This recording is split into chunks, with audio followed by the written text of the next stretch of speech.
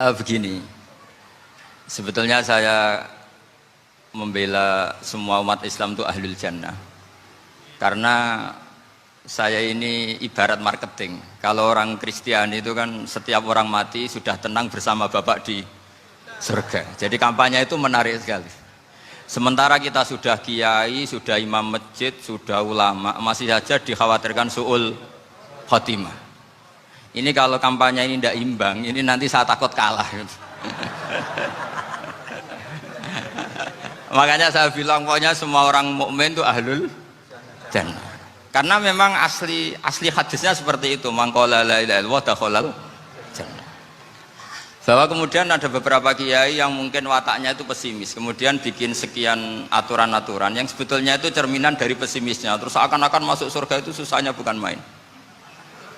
Nah itu saya tidak setuju karena tadi pasti kalah dengan kampanye sebelah yang setiap orang mati dibilang sudah tenang bersama Bapak apa? Di surga. Jadi ini penting. Terus kedua saya bilang agama ini sudah begitu baik. Masa kunci surga sudah dibocorkan miftahul jannah la ilaha illallah. Masa sudah pegang kuncinya nggak jadi masuk surga itu kan aneh. Ya sudah masuk saja, tapi tidak usah minta bantuan saya, masuk aja, kan sudah pegang kuncinya. Terus ketiga, kenangan terburuk saya ketika jadi kiai itu gini, saya ada beberapa guru SD datang ke saya, ini agak-agak masalah besar. Gus boleh enggak buka ujian nasional yang masih disegel? Semua guru bilang enggak boleh, itu kriminal kan. Ada satu guru yang bikin analogi agak kacau, boleh saja. Wong ujian di kuburan saja dibocorkan para kiai gak apa-apa. Itu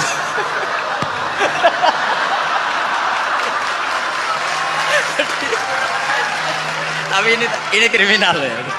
Perhatian kepada kiai, nggak boleh memukul pemateri.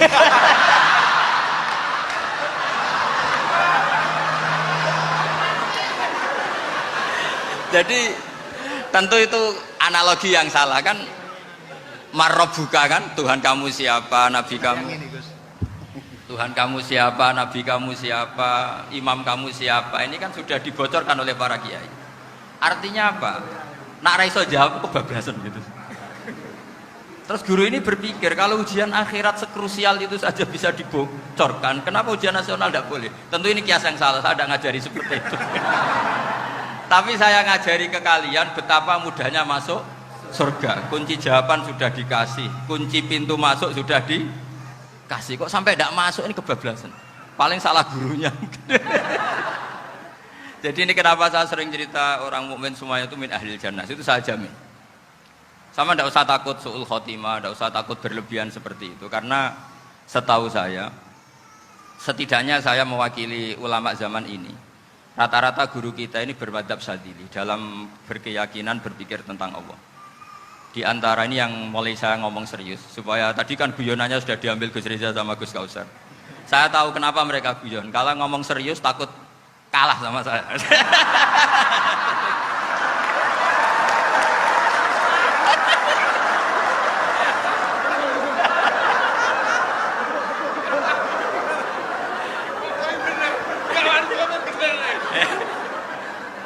Karena saya ini sudah terkenal pemikir serius, jadi artinya itu satu kepintaran mengalihkan.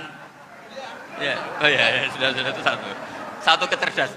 Tidak hanya ngalim tapi butuh cerdas. Jadi itu bukti beliau ini cerdas itu.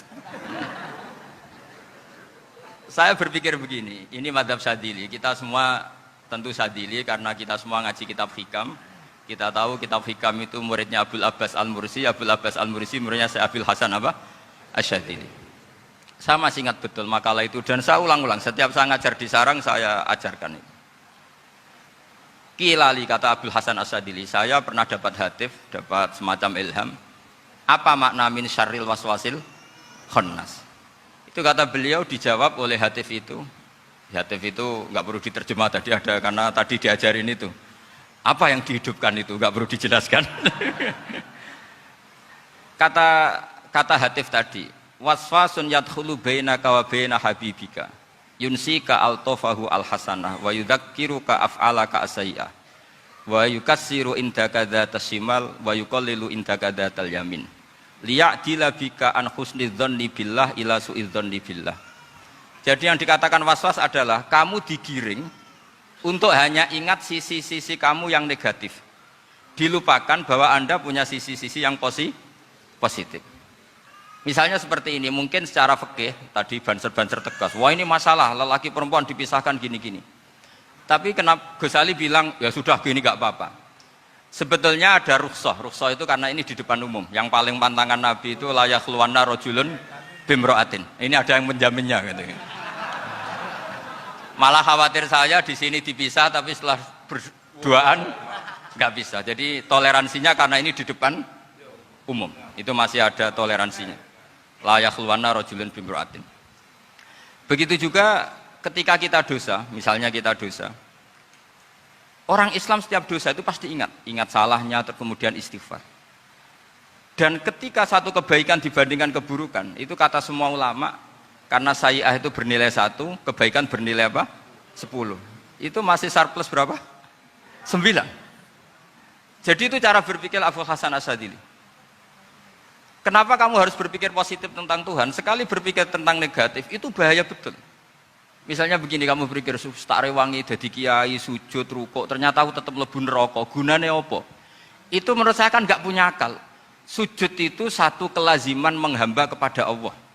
Normalnya seorang hamba itu ya sujud. Kemudian gara-gara kamu ingin masuk surga, terus logika kamu dibalik. Gunanya apa saya sujud? Ternyata saya masuk neraka. Itu pertanyaan yang benar-benar bodoh dan itu menjadikan Allah benci. Logikanya dibalik begini. Ini saya ngomong serius karena ini bentuk kemenangan saya ini bentuk kemenangan saya. Saya berkali-kali ngomong di kota pelajar di Jogja karena banyak pengujinya juga. Bukan sekedar pendamping tapi penguji. Banyak yang profesor, bukan sekedar dokter, banyak yang profesor. Jadi biar ini dok. Begini, saya pernah ditanya sama seorang dosen, Gus, saya ini ngaji hadis banyak, tapi ada yang saya tidak paham, yaitu mangqala la ilaha illallah dakhalal jannah, ada kalimat wa in zana wa in saraka. Meskipun pernah zina, pernah maling. Ini kan seakan-akan mentoleransi perzinaan dan pemalingan. Terus saya bilang, oh makna hadis itu seperti ini. Jadi kebenaran absolut, kebenaran yang mutlak itu tidak akan terganggu oleh status perilaku seseorang. Saya berkali-kali memberi contoh. Orang yang ditangkap KPK akan bilang 1 tambah 1 2. KPK-nya juga bilang 2. Rivalitas dalam politik, Pak Prabowo ya bilang 2, Pak Jokowi juga bilang 2. Orang yang zaniyah, yang lonte pun akan bilang 2. Muftinya juga bilang 2. Ketua MUI-nya juga bilang 2. Artinya gini, kebenaran yang absolut adalah kebenaran yang siapapun akan meyakini seperti itu. Seperti 1 ditambah 1, 2. Kamu punya musuh bilang 2. Kalau ibu-ibu ini punya maru ya marunya bilang 2 tadi tambah mama. Enggak tahu saya terjemahnya apa tadi. Nah, kebenaran yang absolut itu kebenaran yang siapapun pasti mengakui. Dan uniknya begini, saya kalau saya pernah ngaji acara himmah, acara pondok sarang di Demak. Kalau kamu bilang 1 ditambah 1 menjadi 2, untuk mengatakan 2 itu kamu butuh hadiah enggak? Mereka semua jawab enggak. Kita semua enjoy saja mengatakan tembok itu putih. Kenapa? Karena memang putih. Kita mengatakan 1 tambah 1 2 karena memang kita tanpa presentasi dapat hadiah, dapat penghormatan. Kenapa untuk mengatakan Allah itu Tuhan kita butuh surga? Memangnya kalau tidak ada surga Allah tidak jadi Tuhan? Ini problem orang soleh-soleh yang terlalu pesimis. Makanya nanti orang-orang soleh itu masuk surganya berat. Tapi kalau orang alim lebih gampang kira-kira seperti itu. Iya, karena kan imannya lebih bagus. Dalam hadis qudsi Allah ini yang dibuli orang-orang soleh. Laulam akhluk jannatan wala naron alam akun ahlan an uto'ah, dalam hadis qudsi itu. Kalau saja saya tidak menciptakan surga dan neraka, apa saya tidak jadi Tuhan yang perlu ditaati? Apa kalau kamu tidak saya kasih uang 1 juta terus bilang 1 tambah 1 11? Enggak kan? Tetap bilang berapa?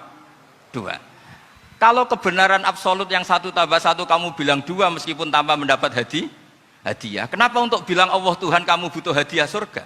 Itu kan serah ikhlas belas. Makanya saya terus mengajarkan ikhlas. Ikhlas itu bisa dilatih dengan akal, dengan pikiran, bil ilmi lah. Harus dilatih. Nah di sini ini momen atau makna yang mestinya harus difahami wa in zana bahwa kalimat ini sah meskipun dilafatkan seorang yang pernah zina. Sama seperti 1 tambah 1 2 sah, diucapkan siapa saja sah. Dan siapapun akan mengucapkan itu secara ikhlas. Ini penting saya utarakan.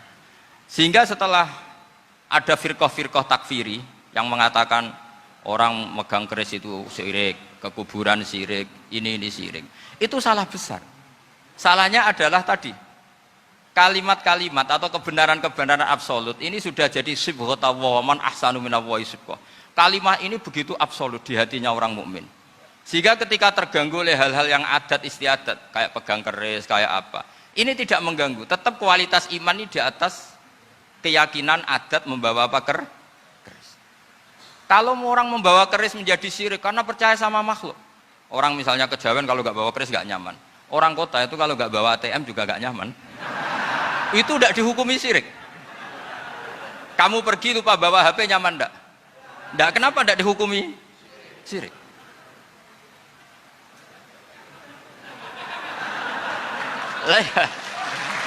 Jadi ini logika. Jadi makanya ini Gus Reza boleh ngeritik saya itu berkali-kali bilang saya termasuk ulama yang mau bikin gerakan cangkem elek. Karena nanti kalau saya nisbatkan ke Rasulullah itu tidak pantas karena Nabi ahsanan nasi khalqau wa khuluqa. Tapi saya siap jadi bempernya Rasulullah Shallallahu Alaihi Wasallam. Pernah ada diskusi di Jakarta, ini kisah nyata. Apa dalilnya setelah sholat salaman? Mana hadisnya? Itu dijawab hadisnya tentu kita kesulitan. Kalaupun ada hadisnya dhaif semua yang masalah musafahan. Akhirnya mau tidak mau dijawab pakai cangkem elek. Boleh enggak kamu setelah salam nyalain HP yang off? Boleh. Boleh enggak ke kamar mandi? Boleh. Oh berarti kencing boleh, nyalain HP boleh, yang enggak boleh itu ingat Allah. Karena mereka mengkritik wiridan, ngeritik salam. Akhirnya mikir deh. Ada enggak hadisnya orang setelah sholat nyalain HP? Enggak ada kan? Tapi mereka nyalain HP enggak hambatan, tapi untuk salaman masalahkan. Ke kamar mandi boleh, tapi untuk wiridan enggak boleh. Akhirnya mereka sadar, oh iya. Lama-lama dibisi gini yang kelompok itu. Kamu itu korban aliran supaya kamu enggak ingat Allah, ingatnya HP-nya. Sehingga orang wiridan kamu kritik, orang nyalain HP enggak kamu kritik. Itu kelompok itu adalah kelompok orang-orang yang supaya orang Islam itu lupa Tuhannya. Itu gerakan cangkem elek, tapi jadikan orang sadar. Jadi ini penting. Jadi kalau kamu tidak bisa bela agama dengan jalan yang lurus karena tidak bakat gitu, nggak apa-apa pakai cangkem elek tadi. Karena nggak mungkin gerakan ini dinisbatkan kepada Rasulullah Shallallahu Alaihi Wasallam. Kalau soal sanad, saya punya sekian sanad tentang itu, tapi tidak usah kamu ikuti. Ada orang tanya, ya Pak Kiai kalau setan dibakar di neraka panasan enggak? Ya panasan. Lo kan setan dari api, ngapain harus panasan? Kan materinya sama. Terus Kak Kiai tadi gak kesulitan, dia ngambil pasir, disawero di wajahnya. Wah sakit Kiai, kamu kan dari tanah, kena tanah kok. Jadi itu ada sekian, artinya gini ya, kalau kesulitan jawab pakai baik-baik ya sudah pakai cangkem elek itu aja karena. Nah, tapi tentu kan gerakan ini tidak mungkin dinisbatkan kepada para nabi. Tapi saya pastikan meskipun nggak bisa dinisbatkan kepada para nabi dari segi cangkem elek tadi, tapi secara semangat itu sama. Saya punya sekian contoh. Benar Gus Riza tadi gojok saya sengawur-ngawurnya itu masih punya sanad. Itu pas saya ngawur pun masih punya apa? Sanad. Nabi Ibrahim itu ketika faja'alahum juzatan illa kabirallahum itu si berhala paling besar dikasih kapak. Ketika mereka geger, ini siapa yang berhala-berhala kecil? Kata mereka, sami'na fata yadhkuruhum yuqalu lahu Ibrahim. Ya kira-kira Ibrahim lah gitu. Terus setelah Ibrahim didatangkan, siapa yang melakukan ini semua? Ini jawaban Nabi Ibrahim, bal fa'alahu kabiruhum hada. Ya tanya yang bawa pedal, saya kan enggak bawa. Terus kata orang-orang, otak kamu itu di mana? Masa berhala disuruh nanya, kan enggak bisa ngomong. Ibrahim kembalikan, uffil lakum walima ta'buduna min dunillah. Lalu otak kamu di mana? Sudah tahu enggak bisa ngomong kok disembah gitu. Itu ada kata ufin loh. Ufin itu kalau diterjemah kira-kira ya agak-agak jancuk gitu. Kira-kira seperti itu. Ya kira-kira seperti itu. Jadi sekarang dalilnya jancuk apa Gus? Itu kan biasa kalau misalnya saya bilang kamu. Udah itu. Gimana? Jancuk itu dari daksu, dak tinggalkanlah suan perkara sing elek. Krono ilate wong Surabaya kakean rawon, akhirnya ngomongnya jancuk.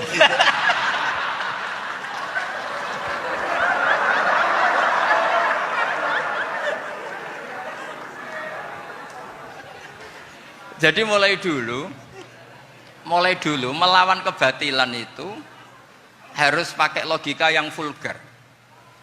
Karena memang nggak mungkin dengan bahasa-bahasa priayi itu nggak mungkin. Dan ini penting saya utarakan. Nah, kalau nanti nggak mungkin dinisbatkan kepada Rasul karena Nabi adalah ahsanan nasi khalqa wa khuluqa, kita yang ngambil alih saja. Gus Reza, saya, Gus Kausan ini cara cangkem elek kan pantas. Luas. Selain bakat ya sudah natural. Karena memang itu cara kita menjelaskan kebenaran. Saya ulang lagi, itu cara kita menjelaskan apa? Kebenaran. Mau tidak mau. Saya pernah ditanya sama seseorang, Gus, beberapa nabi itu kan poligami itu bukti hiperseks. Karena yang tanya itu orang nasionalis yang nggak pati senang Islam. Terus tak balik tanya, perempuan itu makhluk lemah enggak? Ya lemah. Kalau nolong lama satu itu gimana? Ya baik. Kenapa nolong dua jadi tidak baik? Harusnya kalau nolong tiga tidak baik. Tapi saya tidak dukung poligami. Nah, ini cerita. Setidaknya mereka jadi ingat. Saya itu pernah ditanya agak-agak orang ateis. Dia benci Islam tapi neliti Islam. Pertanyaan kedua, kenapa dalam perang itu seakan-akan Nabi itu perampok? Hartanya orang kafir disita kemudian menjadi ghanimah. Itu kan kayak ngerampok. Terus saya tanya gini, kalau ada penjahat ke rumah kamu kemudian pakai senjata api, setelah kamu ringkus, itu senjata api kamu kembalikan apa kamu sita? Oh ya saya sita, kalau tak kembalikan dipakai ngerampok lagi. Ya sama seperti itu, kalau kekuatan mereka dikembalikan akan dipakai kekuatan mereka lagi. Jadi ya lagi-lagi ini kemenangan orang serius. Karena nanti guyonnya sudah dintekno sama Gus Safa sama Gus Riza. Nah, kenapa saya ngajar begitu rileks, begitu santai? Karena pikiran saya sederhana. Fa innal uqula muttarratun ila qabilil haq. Akal sehat pasti dipaksa menerima apa? Kebenaran. Sehingga kebenaran itu tidak usah kamu ngomongkan secara serius, tidak perlu. Kebenaran itu mudah diterima. Saya itu pernah ngaji berkali-kali di Jogja di mana-mana sampai ada buku seorang dokter nulis tesisnya itu bangga lagi menjadi muslim setelah ngaji saya itu. Karena saya menerangkan itu ringan. Orang Islam itu harus mencintai Allah. Ciri utama cinta itu tidak tegang, rileks. Saya bilang begini, kalau kamu pernah 1 tahun digratisi orang rumah, makanan, kamu kira-kira itu mudah nggak mencintai orang yang berjasa sama kamu minjemin rumah dan ngasih makan gratis? Mudah kan? Apalagi kita ini mudah mencintai orang yang minjemin mobil 1 tahun, ngasih rumah 1 tahun, apalagi selamanya.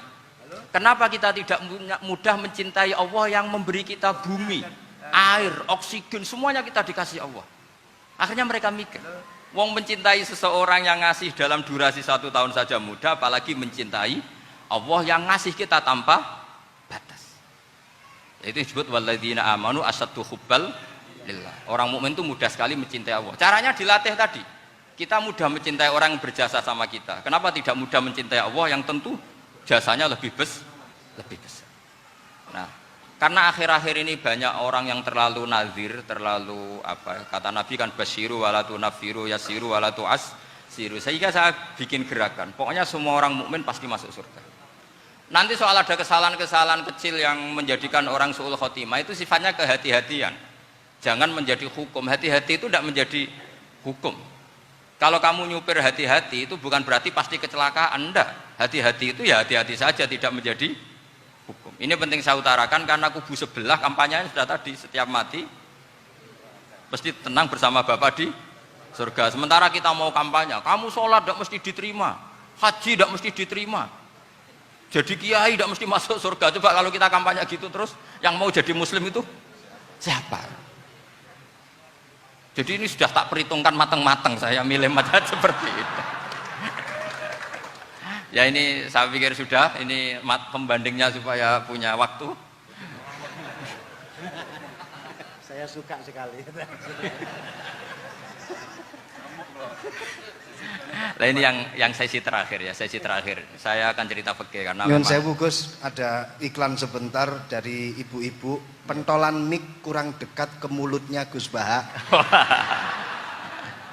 Sehingga suaranya tidak terdengar sampai ke belakang. Oh, gitu, Pentolannya didekatkan Gus. Oh, ke iya. mulut. Ini kalau ngomong konotasinya itu mesti nyerempet. Sudah apa ya?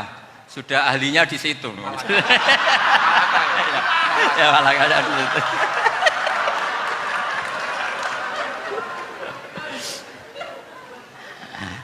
Dalam sesi terakhir saya cerita pentingnya pembanding. Imam Rafi'i itu yang ngarang kitab Muharrar. Kitab Muharrar ini adalah ringkasan dari kitab Al-Wasit. Al-Wasit itu karangannya Imam Ghazali. Al-Wasit sendiri ini khas ngaji NU, karena NU maknanya Nahdlatul Ulama, gerakan para ulama. Jadi kalau nggak ngerti alim-alim seperti itu ya ada NU. Sebenarnya sampai itu pasnya Nahdlatul Ummah, gerakan umat. Tapi kan sudah jadi partai politik Nahdlatul Ummah. Karena yang katakan NU itu Nahdlatul Ulama, gerakannya para ulama.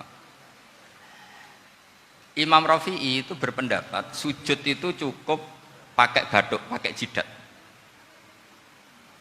Itu dalam kitab Muharrar. Wal asoh anna sujud yasihu mau cukup biwat iljabah. Ketika Imam Nawawi mentasih kitab Muharrar namanya Minhajut Thalibin, itu mengkritik Imam Rafi'i. Kata beliau, sujud itu untuk sah harus melibatkan 7 anggota, karena berdasar hadis umirtu an asjuda ala sapati a'zumin, yaitu al-jabhah wal yaden warubaten wal qadamen, yaitu jabhah 2 tangan, 2 lutut dan 2 qadamen. Akhirnya saya ngecek di kitab asli, Imam Rafi'i termasuk Ashabut Tarjih dan Imam Nawawi. 2 orang ini khilaf. Kan nggak mungkin kita sebagai mushahihnya, karena yang khilaf ini 2 ulama besar, satu Imam Rafi'i, satu Imam siapa? Nawawi. Kita tidak bisa hanya ngikuti Fathul Mu'in yang mengatakan idaktalafan Nawawi war Rafi'u kudiman Nawawi, tidak bisa, karena Imam Nawawi ini sering nginduk sama kitabnya Imam Rafi'i karena senior Imam Rafi'i. Setelah saya cek di kitab kitab asli Mamba ya, satu sumbernya semua mazhab apa? Syafi'i. Ternyata Imam Syafi'i nak ngedikan hanya begini. Wa uhibbu, saya suka setiap orang Islam sujud itu melibatkan 7 anggota karena itu aman, pasti sah. Tapi wayah tamilu, kata beliau, tapi mungkin saja sujud hanya watul jabah itu sah. Kenapa kata Imam Syafi'i? Liqaulihi sallallahu alaihi wasallam atau li du'aihi apa sallallahu alaihi wasallam fi sujud sajadalaka wajhi wa sam'i wa basari. Nabi ketika sujud itu hanya berdoa, ya Allah sujud kepada engkau wajhi wa sam'i wa basari. Nabi tidak menyebut wayadi wa rubati wa qadami. Sehingga saya berkali-kali bener kata Gus, saya ini pembela umat sing sujute 7 anggota ya tak lem pantes dadi Rais Suriah. Itu. Yang sujute bathuk tok ya tetap sah ngikuti mazhabnya Imam Rafi'i. Meskipun itu tidak saya anjurkan. Tentu tidak saya anjurkan. Alasannya Imam Syafi'i tadi, Rasulullah pernah berdoa dengan kata-kata sajadalaka wajhi, bukan diteruskan wayadi warubati wakodah. Sehingga fal khilaf huna bakin ala khiddati kalau dalam bahasa fikih. Khilaf biar tetap sesuai aturan khilaf masing-masing. Enggak perlu kamu menggugurkan pendapat Rafi'i yang mengesahkan sujud hanya pakai jabah. Ini penting karena tadi seperti saya katakan, yang sujud anggota itu ya masuk swarga mergo pintere, sing nganggo bathuk tok yang mlebu swarga mergo gobloke tadi, karena aksaru ahlil jannah al-bulhu. Nah, ini mazhab saya. Jadi saya itu ingin umat Islam itu baik-baik saja. Ya. Karena tidak mungkin lah kita tidak bela Islam di zaman akhir, tidak mungkin kan tadi kubu sebelah kampanyenya sudah seperti itu. Kalau kita ngomong ikhtiyat, kiai ra mesti mlebu swarga, sing salat ngethuk ra mesti husnul khotimah, wah kan jadi repot. Saya ini pengagum teori ikhlas, dilatih bil ilmi, saya ulang lagi, dilatih bil ilmi. Saya ini malunya tadi saya mengatakan 1 tambah 1 2, itu meskipun tidak ada yang memberi hadiah tetap saya katakan 2. Saya mengatakan air itu dingin, tidak ada yang ngasih hadiah, saya akan bilang kalau air itu dingin, kalau api itu panas. Untuk hakikat-hakikat seperti itu saja saya jujur tanpa ingin imbalan. Tapi ketika hakikat mengenai Allah kok saya minta imbalan surga dan neraka, ini apa-apaan? Kira-kira gitulah, Rais Suriah macam apa gitu.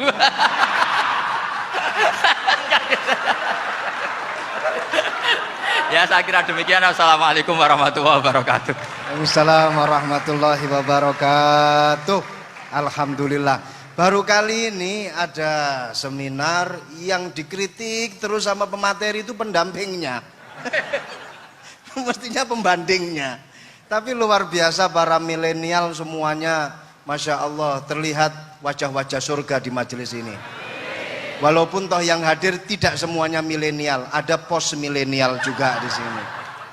Ada yang Gus dan juga ada yang Kiai. Kalau Gus biasanya kan masih bisa tolah-toleh, kalau Kiai harus fokus. Tapi yang paling fleksibel di PWNU Jawa Timur, yang paling enak itu adalah beliau, Kiai Haji Agus Ali Mazhuri.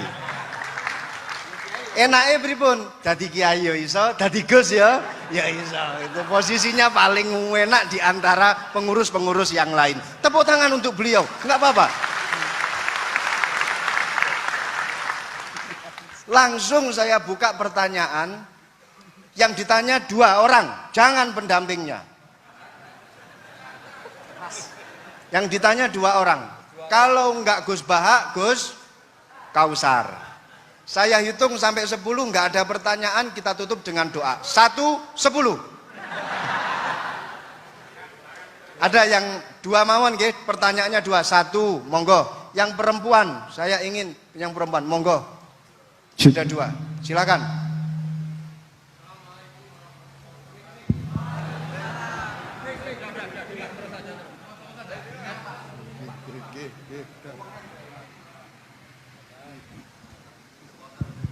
Bismillahirrahmanirrahim. Assalamualaikum warahmatullahi wabarakatuh.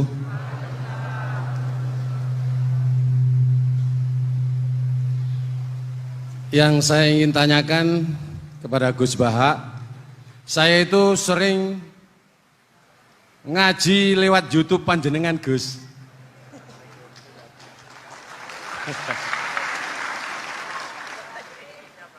Insya Allah ilmu saya tambah walaupun tidak banyak. Yang saya tanyakan, nopo ilmu kula niki barokah? Yang pertama, karena saya ngaji lewat YouTube panjenengan, saya tidak izin.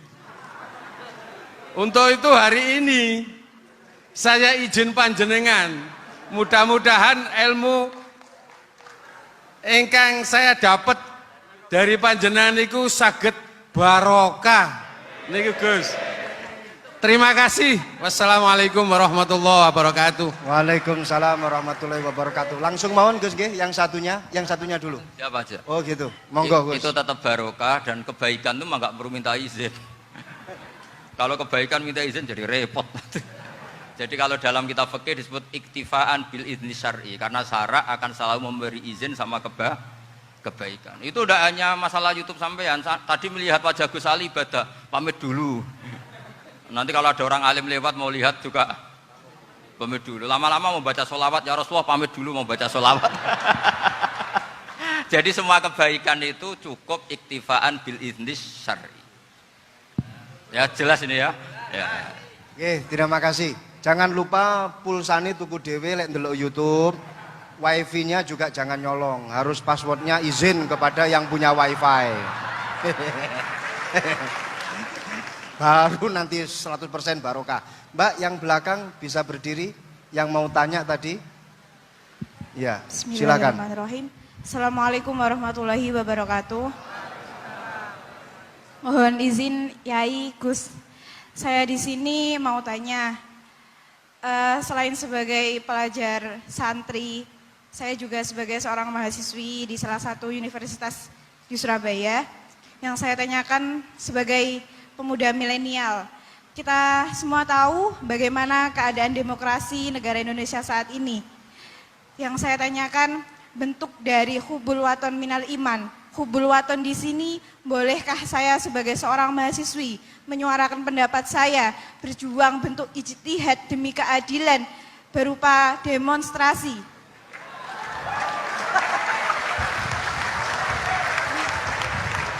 Ngapunten. Yang saya tanyakan di sini, bagaimana menurut Gus, apakah saya melakukan demonstrasi ini sudah baik atau sangat baik atau mungkin perlu dikaji kembali? Terima kasih. Wassalamualaikum warahmatullahi wabarakatuh. Warahmatullahi wabarakatuh. Hubungan antara demonstrasi dan hubbul wadon minal iman. Hah? Oh ya, hubbul waton minal iman. Monggo Gus.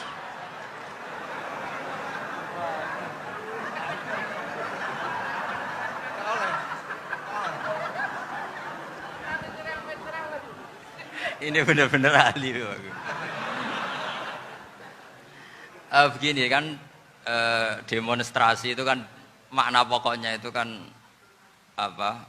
Memperlihatkan. Makanya demonstrasi kekuatan maknanya ya show ya, memperlihatkan satu apa? Kekuatan. Sehingga kalau dalam Islam itu ya fleksibel, asal itu tidak merugikan orang lain, tidak anarkis, tidak mandorot bagi kelompok lain tentu boleh. Bahkan kalau tidak apa? Menyuarakan suara kita tentu dengan cara-cara yang tetap islami ya, itu malah kita disalahkan karena berarti tidak ikut bertanggung jawab terhadap proses bernegara, tapi tentu disuarakan secara konstitusional dan secara baik. Kemarin pas demo di Jogja yang ramai itu masalah rancangan KUHP itu, rektor UI juga ketemu saya, pamit Gus mau demo ya tapi yang baik dan sopan karena begini ya, di Quran itu ada ayat walau la daf'uhin nasa ba'dahum bi ba'dil la fasadatil ard. Jadi kekuatan manapun itu harus dikontrol. Tentu kontrol itu macam-macam. Tapi tentu saya ulang lagi, jangan anarkis, jangan melakukan sesuatu yang kontraproduktif. Jadi menurut saya pernah ditanya, Gus kalau pemerintah itu didukung 90% rakyatnya bagus enggak? Ya bagus, berarti presidennya hebat, didukung mayoritas rakyat. Kalau hanya 55 ya bagus, presidennya biar tahu, biar hati-hati karena dipilih separuh lebih sedikit gitu. Lah kok bagus semua? Ya memang harapan kita sama Allah semuanya baik semua kata saya gitu. Jadi susahnya apa sih kita melihat sesuatu itu, asal agama ini kan gampang, asal tidak maksiat itu baik. Asal tidak maksiat itu baik. Ma khuyyira Rasulullah baina amrayni lakhtara aisarahuma malam yakun isman. Jadi demo itu bukan, nah kalau demo yang diharamkan sebagian fatwanya ulama tentu yang maknanya yang anarkis. Kalau yang dihalalkan tentu maknanya yang tertib. Itu biasa dalam hukum fikih. Rasulullah ngendikan A, mahmalnya seperti ini. Rasulullah ngendikan B, mahmalnya seperti ini. Karena kadang ngendikanin Nabi cara zahir itu berlawanan. Misalnya Nabi ditanya, amal paling baik apa ya Rasulullah? Nyaur utang gitu. Karena biasa yang ngemplang mungkin yang tanya itu tukang. Tapi kadang Nabi jawab birrul walidain. Kadang jawab as-sholat li awwali waktiha. Karena penanyanya ini beda. Gimana? Cinta pun nggak tahu sholat. Ya, cinta kok tahu sholat kata beliau. Kan gitu. Jadi ini penting saya utarakan karena zaman Nabi itu ya biasa Nabi misalnya ngendikan sesuatu itu. Terus ada juga sahabat yang memperlihatkan pendapatnya. Tapi tidak niat bantah. Masyhur itu dalam tarikh. Saya beri contoh yang masyhur itu. Nabi pernah sholat duhur itu 2 rakaat. Sebagian riwayat mengatakan asar, tapi yang lebih kuat itu duhur. Setelah 2 rakaat Nabi sholat, itu akabiru sahabat papan atas itu sudah ada yang ngendikan karena mereka sopan semua, tahu etikal. Setelah Nabi pulang sudah dekat pintu, ada sahabat yang berdiri. Ya Rasulullah, aku siroti sholatu amnasita. Ini sholat model kosor, apa engkau lupa? Tapi sahabat yang nggak tanya, ini niatnya malah lebih agak-agak buruk. Baguslah kalau sholat terbaru 2, berarti besok ya 2. Karena pakai teori nasah mansuh, berarti hukum itu pakai yang terbaru. Jadi gayanya tidak tanya, tapi lebih sama mungkin yang setuju undang-undang tadi ya tentang rumah tangga, kalau istri nggak mau dikumpuli tetap dipaksa, nanti suaminya bisa dilaporkan ke pengadilan gitu. Saya pasti mikir saya bukan masalah pengadilannya, pasti istrinya cantik. Kalau jelek kan nggak mungkin dipaksa. Ini ketularan ya. Jadi saya cara berpikir tuh, jadi tak pikir lucunya saja, bukan pikir serius. Ketularan ya, sudah ketularan ya. Karena keburukan itu mudah nular. Akhirnya Nabi kembali lagi, enggak, kullu dzalika lam yakun, semua itu enggak terjadi. Tapi Nabi sebagai orang yang sangat, ya sebenarnya enggak boleh dibahasakan sangat demokratis, sangat bijak. Nabi kembali lagi ke mimbar terus tanya, ahakun maqalahu dzulyaten, apa betul yang dikatakan dzulyaten tadi? Kata sahabat semua, betul ya Rasulullah, tadi engkau sholat hanya 2 rakaat. Nabi kemudian takbir lagi, meneruskan 2 rakaat terus salam. Artinya kalau demonstrasi itu dengan makna mengutarakan dapat dengan cara yang dijamin konstitusi, ya itu kan normal-normal saja, nggak ada masalah. Saya pernah derekno bapak, itu ada pertanyaan yang benar-benar mengusik saya. Ada orang miskin datang ke bapak, Pak Yai, dadi wong melarat ora enak. Sajane ya wis suwe dadi wong melarat ora enak. Itu pas Ramadan. Kenapa kata bapak? Bapak saya itu teman akrabnya Gus Ali, itu senengannya ya guyon, mau meninggal aja masih guyon. Bapak itu guyon terus. Kenapa aja? Sudah puasa nggak makan, buruh orang, macul itu kan berat. Mau istirahat nggak boleh karena buruh orang. Enak dadi wong sugih puasa diam di rumah gini-gini terus. Terus kata bapak saya gini, enak wong melarat. Dadi wong sugih nak poso berat. Kok saged ya? Esok mangan pecel, awan rawon, engkok sore sidik sate. Jadi yang harus ditinggalkan itu banyak. Nak sampean kan biasa meninggalkan itu semua. Semenjak itu dia, oh iya, nak ngono podo-podo abot. Jadi hasutnya pada orang kaya terus nggak ada. Nah ini pentingnya ilmu, jadi pentingnya pendamping tadi itu. Setelah diberi jelasan, oh maturun ternyata podo-podo abot gitu. Dia nggak tahu susahnya jadi orang kaya. Ya sama seperti tadi, Yai saya puasa, kerja gini-gini, bojo sitok elek, terus dari yang bojone 4 cantik semua abot aku. Karena harus ninggalkan 4 yang cantik tadi, yang bisa menghidupkan tadi itu. Itu kan juga demonstrasi, artinya mengutarakan apa yang, jadi itu saya pikir seperti itu. Ya ini, mohon gitu aja. Assalamualaikum warahmatullahi wabarakatuh. Waalaikumsalam warahmatullahi wabarakatuh. Tepuk